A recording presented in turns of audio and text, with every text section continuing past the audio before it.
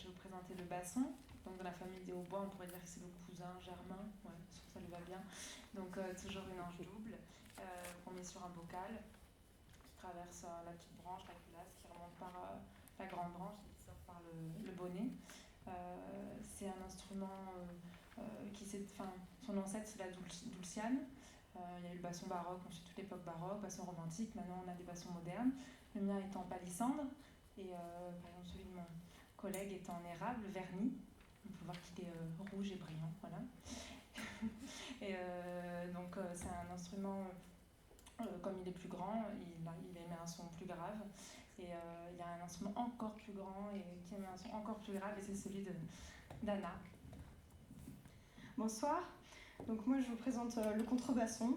C'est un peu le grand-père de l'orchestre, le grand frère du basson. Il sonne en fait une octave en dessous du basson, donc c'est vraiment l'instrument le plus grave de l'orchestre. Il est aussi vraiment beaucoup plus long, il y a quand même 5 mètres de tuyaux enroulés sur lui-même. Donc l'air rentre, il descend, il remonte, il descend, il remonte, et il finit par redescendre derrière avec un pavillon, je ne sais pas si vous le voyez, qui permet de projeter le son. Je peux le lever un peu comme ça. Voilà, c'est très lourd.